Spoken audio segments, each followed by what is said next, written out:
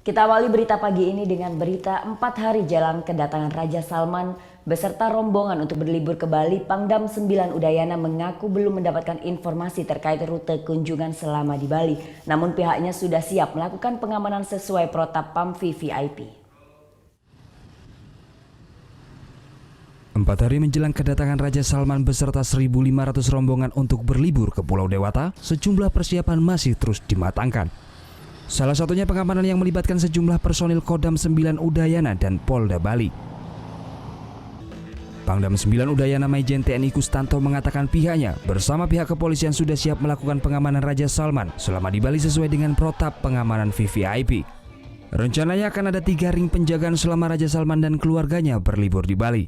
Namun pihaknya mengatakan sampai saat ini belum mendapatkan informasi terkait rute perjalanan maupun objek wisata yang akan dikunjungi Raja Salman di Pulau Dewata.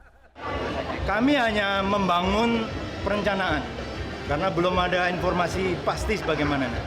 Tapi sebagaimana diketahui, kita sudah sering melaksanakan kegiatan PAMFI VIP, karenanya kami melakukan antisipasi sehingga nanti pada saat informasi pastinya datang, perencanaan sudah berjalan, persiapan sudah berjalan, dan kita tinggal melaksanakan. Meskipun belum ada permintaan dari pihak Arab Saudi untuk melakukan penutupan terhadap objek wisata seperti pantai, namun pengamanan ekstra tetap dilakukan di tempat Raja Salman beserta keluarga berada. Pihaknya akan melakukan sosialisasi kepada masyarakat terkait kedatangan rombongan Raja Salman ke Bali. Dalam kunjungan untuk berlibur ke Bali pada tanggal 4 hingga 9 Maret 2017, Raja Salman datang bersama 10 menteri, 25 pangeran, dan sekitar 1.500 anggota delegasi. Untuk logistik kebutuhan Raja Salman selama di Bali sendiri sudah mulai tiba sejak 18 Februari lalu. Surya Sanjaya melaporkan untuk NET.